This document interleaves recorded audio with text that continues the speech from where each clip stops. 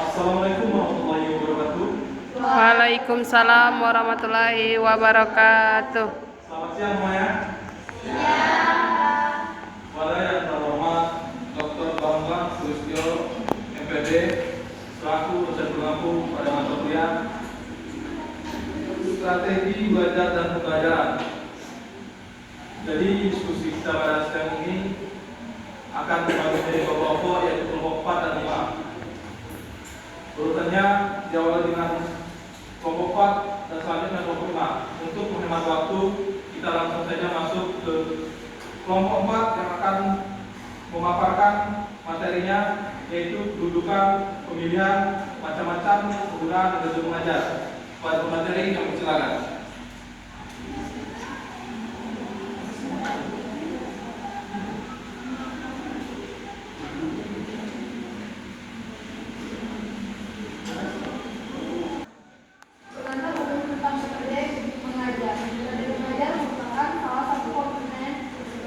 Dalam sistem pembelajaran yang telah menunjukkan kualitas hasil belajar peserta didik. Kedudukan metode mengajar dalam sistem pembelajaran. Kedudukan metode mengajar dapat dijelaskan melalui beberapa dimensi berikut. A. Sebagai komponen utama pembelajaran, metode mengajar merupakan salah satu komponen dari sistem pembelajaran yang terkait dengan komponen lain seperti tujuan, materi, media, dan evaluasi. B. Sebagai jembatan antara tujuan dan hasil. Sandiman 2006 menegaskan bahwa metode merupakan alat untuk mencapai tujuan. Jika tujuan pembelajaran bersifat kognitif tinggi, maka metode yang terpilih harus mampu. Baiklah, selanjutnya ke materi kedua dari kelompok 4, silakan. B. Metode modern.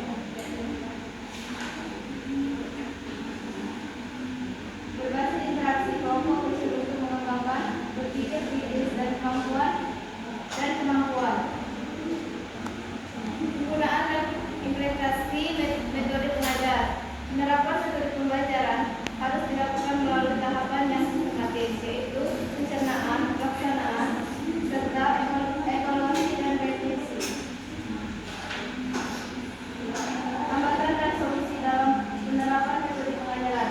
Dalam proses pembelajaran, penerapan metode mengajar seringkali menghadapi berbagai hambatan yang dapat mempengaruhi aktivitas kegiatan pembelajaran mengajar.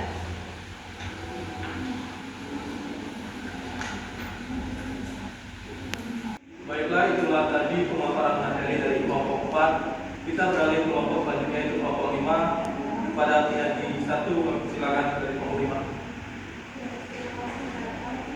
Pengertian media. Media adalah jamak dari kata medium, merupakan kata yang berasal dari bahasa Latin medius yang secara harfiah berarti tengah, perantara atau pengantar. Oleh karena itu, media dapat diartikan sebagai perantara atau pengantar pesan dari pengirim ke penerima pesan. Banyak batasan tentang media. Association of Education and Communication Technology memberikan pengertian tentang media sebagai segala bentuk dan saluran yang digunakan untuk menyampaikan pesan dan informasi. Seringkali istilah alat bantu atau media komunikasi digunakan secara bergantian atau sebagai pengganti istilah media pendidikan atau pesan digital. 2. Media sebagai alat bantu. Media membantu guru mengkonsentrasikan materi yang diterima siswa dibandingkan tanpa menggunakan media, sedangkan murid akan cepat menangkap pesan materi yang diberikan oleh guru. Media sebagai alat bantu pencapaian tujuan pembelajaran karena mudah dibawa kemana-mana, praktis cara penggunaannya, gampang diingat nama maupun bentuknya, menyenangkan bagi guru maupun siswa. Media dalam ukuran relatif kecil sangat disarankan karena mudah dibawa dan dipindahkan ke tempat lain. Kepraktisan dalam membuat bentuk media sederhana juga sangat dibutuhkan karena diharapkan siapapun bisa membuatnya dengan mudah. Untuk media yang modern diharapkan mudah dalam pengoperasiannya sehingga baik siswa maupun guru bisa berkolaborasi dalam memakai media yang biasanya bersifat elektronik dan kompleks, serta media yang mudah bentuk baik namanya akan mudah diingat apabila memenuhi materi bahasa yang serius. Selanjutnya ke materi 2, 5, silakan. C. Media sebagai sumber belajar. Secara etimologi, kata media berasal dari bahasa Latin, yaitu medius yang berarti tengah atau pengantar. Media diartikan sebagai saluran informasi yang menghubungkan antara sumber informasi dengan penerima. Istilah media mula-mula dikenal dengan alat peraga, kemudian dikenal dengan istilah audio, visual, alat bantu pandang atau enggak. Selanjutnya disebut instructional material, materi pembelajaran. Dan kini istilah yang lazim digunakan dalam media pendidikan nasional adalah instruction media, media pendidikan atau media pembelajaran. Satu konsep lain yang sangat berkaitan dengan media pembelajaran adalah istilah sumber belajar. Sebagaimana telah dibahas di muka, sumber belajar memiliki cakupan yang lebih luas daripada media belajar. Bahan seringkali disebut perangkat guna software, sedangkan alat juga disebut sebagai perangkat hardware. Transparansi, program kaset audio, dan program video adalah beberapa contoh bahan belajar. Dengan demikian, jelaslah bahwa media pembelajaran merupakan bagian dari sumber belajar. Dengan demikian, kalau saat ini kita mendengar kata media, hendaklah kata tersebut diartikan dalam pengertiannya yang terakhir, yaitu meliputi alat bantu pembelajar dalam mengajar, serta sarana pembawa pesan dari sumber belajar ke penerima pesan belajar pembelajar. Baiklah, kita beralih ke materi terakhir dari kelompok 5, silakan. D. Macam-macam media. Dalam pelaksanaan proses belajar mengajar, kita dapat menggunakan macam-macam bentuk media pembelajaran sesuai dengan tujuan pembelajaran yang ingin disampaikan. Macam-macam media pembelajaran yang dapat digunakan dalam kegiatan belajar dapat dikelompokkan sebagai berikut. 1. Bahan publish, koran, majalah, dan buku. 2. Bahan bergambar, gambar banggar, peta, poster, foto, lukisan, grafik, dan diagram. 3. Bahan pameran, papan panel, papan magnet, dan papan demonstrasi. 4. Bahan proyeksi, film, search, sama transparansi. 5. Bahan rekaman audio. 6. Bahan produksi, 7. Bahan siaran, 8. Bahan pangkalan dengan audio visual. 9. Bahan model atau benda visual. Menurut Karne, 1980 macam-macam media pembelajaran yang termaksud bahan dan peralatan, mulai dari yang paling murah sampai kepada yang paling rumit dan mahal. Di antaranya yaitu audio tape, cover, komputer, film, film vlog, film strip, dan flip chart model. Radio, televisi, video, sama televisi.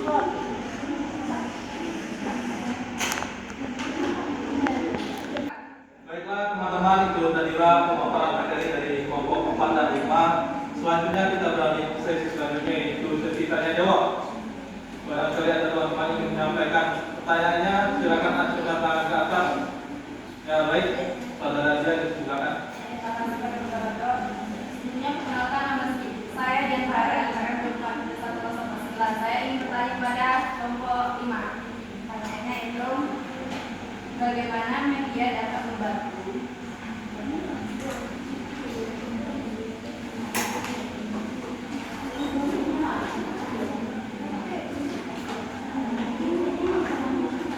Siswa memahami materi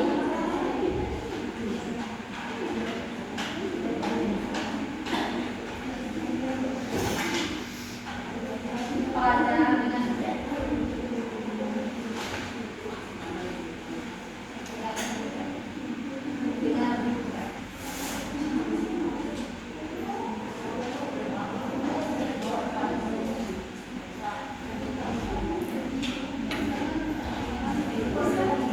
Baiklah, siapa yang ingin bertanya selanjutnya? Baik, silakan saudara Haji. Terima kasih moderator. Perkenalkan, saya Ibu Persari. Di sini saya ingin bertanya, bagaimana peran media digital dalam memperluas teknologi Izin saudara Haji, ingin bertanya di kelompok siapa? kelompok 5.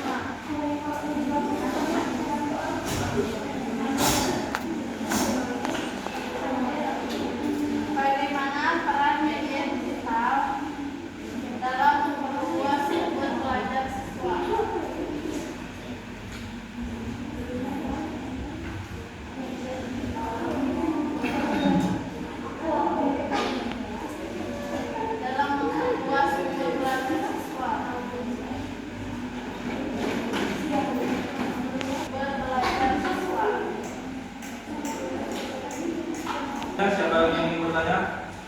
Baik, saudara dari Pausan, silakan. Baik, terima kasih sekali yang Pak Moderator yang telah mengusulkan saya untuk bertanya. Jadi di sini saya ingin bertanya kepada kelompok 5, yaitu bagaimana perkembangan media pembelajaran seiring dengan ilmu dan teknologinya.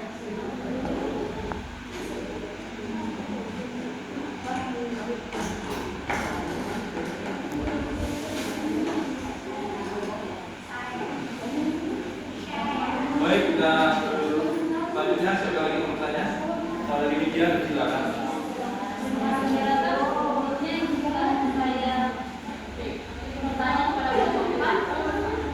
Deskripsikan bagaimana metode pengajaran dapat digunakan untuk meningkatkan keterampilan berpikir kritis dan kreatif.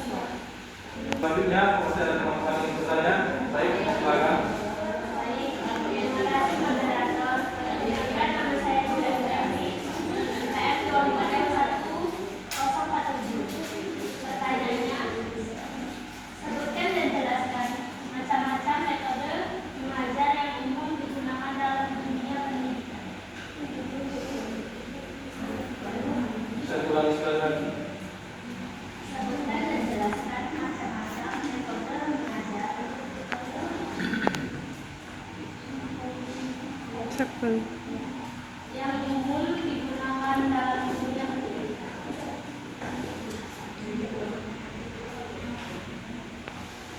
Baiknya, ada satu pertanyaan lagi. Apa ada teman-teman yang ingin bertanya? Satu pertanyaan lagi. Saudara Nazwa, bertanya. Baik, terima kasih atas kesempatannya moderator. Jadi kita saya dulu bertanya sebelumnya. Sebelumnya saya datang satu pelaksana dengan NPM 24106. Baik, di sini saya akan bertanya. Sini kan ada mengatakan media belajar. Saat ini kan kita sudah berada di zaman digital ya. Jadi pada era digital saat ini, Nah, kelompok 5 kan? Kelompok 4. Jadi laporan tadi kan punya nama. Nazwa. Baiklah, kepada saudari Nazwa, silakan. baik, terima kasih atas kesempatannya moderator. Sebelumnya, perkenalkan diri, perkenalkan saya Nazwa Salsa Dilaksana dengan NPM 44106. Kita saya bertanya, saat ini kita sedang berada di zaman digital. Jadi maksud saya di sini, pada zaman ini adakah metode yang tepat? Adakah metode yang tepat yang dapat digunakan oleh pendidik saat ini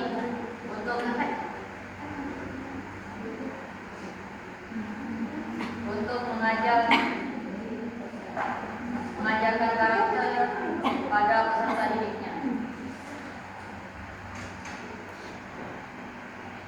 Baik, terima kasih. Baiklah teman-teman, kami izin menampung dulu pertanyaan dari teman-teman sekalian. Kami meminta beberapa waktu untuk menjawab pertanyaan tersebut.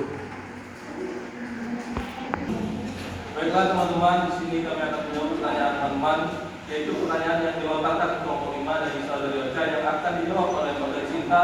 Pada beliau untuk silakan. Baiklah, di sini saya akan menjawab pertanyaan dari Osha. Dengan pertanyaan, bagaimana perkembangan media pembelajaran seiring dengan ilmu dan teknologinya? Perkembangan media pembelajaran mengalami evolusi signifikan seiring dengan kemajuan ilmu pengetahuan dan teknologi. Berikut beberapa perkembangan penting. 1. Media pembelajaran konvensional. Awalnya media pembelajaran terbatas pada alat bantu konvensional seperti buku, papan tulis, dan gambar. 2. Penggunaan teknologi. Dengan kemajuan fintech, media pembelajaran menjadi lebih luas dan interaktif. 3. Media pembelajaran berbasis ICT. Perkembangan teknologi informasi dan komunikasi memungkinkan pengembangan media pembelajaran yang lebih interaktif dan adaptif, seperti multimedia pembelajaran online dan aplikasi pembelajaran mobile.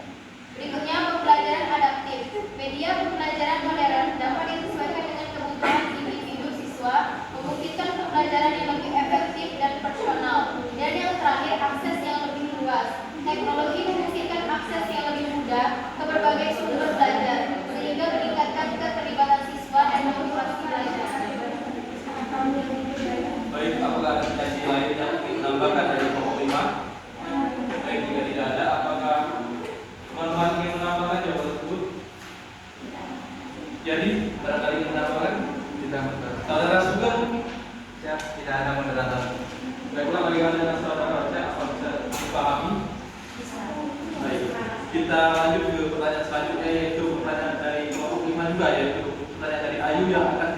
pikiran padanya. Silakan. Terima kasih moderator. Sebelumnya saya ingin menjawab pertanyaan dari saudari Anu. Pertanyaannya bagaimana kita dalam memperluas sumber belajar siswa. Yang pertama itu akses yang lebih luas. Media digital memungkinkan siswa untuk mengakses berbagai sumber belajar dari seluruh dunia, termasuk artikel, video, podcast, dan sumber belajar online lainnya. Yang kedua, keterlibatan yang lebih tinggi. Media digital dapat meningkatkan keterlibatan siswa dalam proses belajar dengan menyediakan konten yang interaktif dan menarik. Tiga, pembelajaran yang lebih personal. Media digital memungkinkan pembelajaran yang lebih personal dengan menyediakan konten yang disesuaikan dengan kebutuhan individu siswa. Yang keempat, kolaborasi dan berbagi. Media digital memungkinkan siswa untuk berkolaborasi dan berbagi informasi dengan siswa lain dan guru, sehingga meningkatkan proses belajar yang lebih kolaboratif. Yang terakhir itu akses ke sumber belajar yang tidak tersedia secara lokal. Media digital memungkinkan siswa untuk mengakses sumber belajar yang tidak tersedia secara lokal, sehingga memperluas kesempatan belajar bagi siswa. Baik, apa ada pertanyaan dari kelompok 5 yang menambahkan jawaban tersebut? Baik, tidak ada. Teman-teman, apa ada yang menambahkan? Najwa, ingin menambahkan? Baik, kita saudara terima kasih. Oke. Bagaimana dengan saudara Ayu? Bisa dimengerti? Bisa mendapatkan informasi. Baiklah, kita lanjut ke pertanyaan terakhir dari kelompok 5, yaitu pertanyaan saudari Dian yang akan dijawab oleh materi selanjutnya. Silakan. Baiklah, saya akan menjawab pertanyaan media. Bagaimana media dapat membantu siswa dapat memahami materi pembelajaran dengan lebih mudah? Satu, membuat materi lebih menarik, seperti visualisasi interaktif. Dua, menyesuaikan gaya belajar. Setiap siswa memiliki gaya belajar berbeda, visual, auditori. Tiga, membantu mengingat informasi lebih lama. 4. Membantu menjelaskan hal dan abstrak atau sulit. Baik, apakah ada penjelasan yang menambahkan dari materi ini? Bagaimana dengan teman-teman? Sema? Putri, ada yang menambahkan? Belum ada. Baiklah, bagaimana dengan saudara Dian? Bisa diterima dan dipahami? Oke. Dengan kemudiannya dijawab.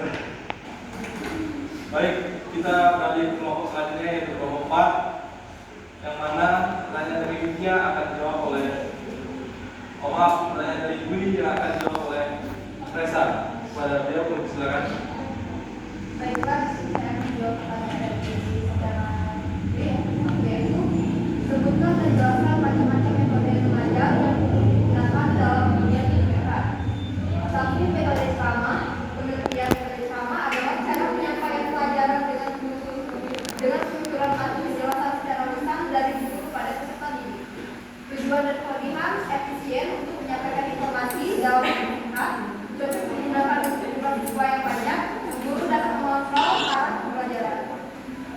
Kelemahannya, peserta didik cenderung pasif, kurang efektif untuk mengembangkan keterampilan berpikir kritis. Contoh, guru menjelaskan konsep siklus pernapasan manusia di depan kelas menggunakan penjelasan verbal disertai gambar di papan tulis. Metode tanya jawab. Pengertian ini melibatkan proses tanya jawab antara guru dan siswa untuk menggali pemahaman dan melatih kemampuan berpikir kritis. Tujuan dan kelebihan meningkatkan partisipasi aktif siswa, melatih kemampuan berpikir logis dan komunikasi, memberikan umpan balik langsung bagi guru. Kelemahannya yaitu kurangnya efektif jika siswa pasif atau malu bertanya. Waktu pembelajaran bisa habis jika diskusi tidak terarah. Contohnya, guru menanyakan mengapa kita perlu bernafas untuk menstimulus pemikiran siswa. Apa ada teman-teman yang ingin menambahkan? Najwa? Baik, tidak saudaraku. Bagaimana dengan saudara Budi? Apa bisa diterima dan dipahami jawaban tersebut? Oke, kita lanjut ke pertanyaan selanjutnya, yaitu pertanyaan dari Widya yang akan dijawab oleh Lia. Jawabannya silakan. Sebelumnya distribusikan bagaimana metode belajar dapat digunakan untuk meningkatkan kritis dan siswa. Deskripsi siswa adalah pada suatu masalah nyata yang harus mereka temukan.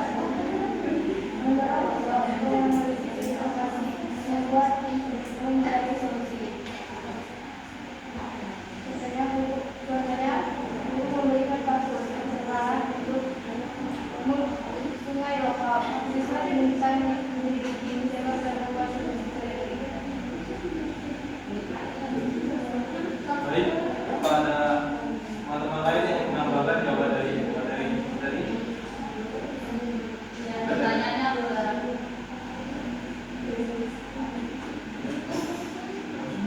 baiklah, jika tidak ada, bagaimana dengan saudara Widya? Apa bisa mengerti? bisa demokrasi terdapat dari Oke, kita lanjut ke pertanyaan terakhir dari kelompok 4, yaitu pertanyaan dari saudari Najwa yang akan dijawab oleh Resa. Kepada saudari Resa, silakan. Baiklah, di sini saya akan menjawab pertanyaan dari siswa. Adakah metode yang tepat yang dapat diinginkan oleh pendidik saat ini untuk mengajarkan masyarakat kepada peserta didiknya? Pendidikan karakter merupakan proses pembentukan nilai-nilai moral, etika, dan kepribadian untuk peserta didik agar mereka menjadi manusia yang beriman, berakhlak, mulia, dan bertanggung jawab. Artinya, pendidikan karakter tidak bisa hanya diajarkan melalui ceramah atau nasihat, tetapi perlu ditanamkan melalui pengalaman, kebiasaan, dan keteladanan.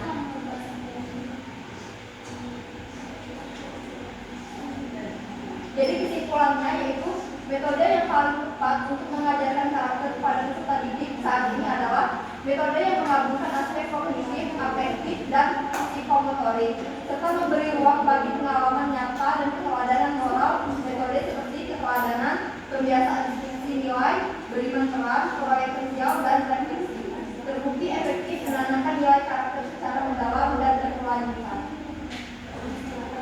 Baik, kepada teman-teman yang menambahkan jawaban tersebut. Dari Yesi, yang menambahkan. Baik, bagaimana dengan saudara Najwa? Apa bisa dipahami dan diterima dengan baik? kalau ada yang dipahami, tapi boleh nambah. Oh, baik, terima kasih. Oke, terima kasih. Jadi kita masuk ke sesi selanjutnya, yaitu pembacaan kesimpulan dari kedua kelompok.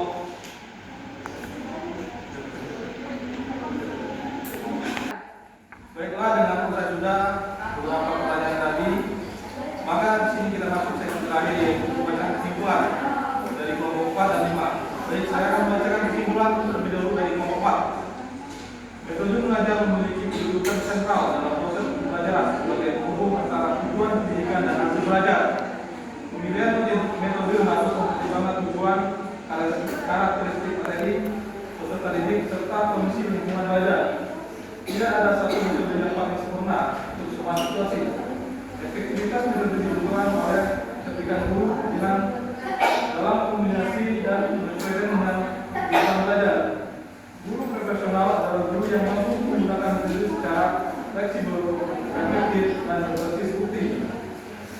Baiklah, selanjutnya kesimpulan dari kelompok 5. Media pembelajaran mencakup berbagai bentuk sarana, alat atau perantara yang digunakan untuk menyampaikan pesan dan informasi dalam proses pelajaran, sehingga peserta didik dapat lebih memahami materi.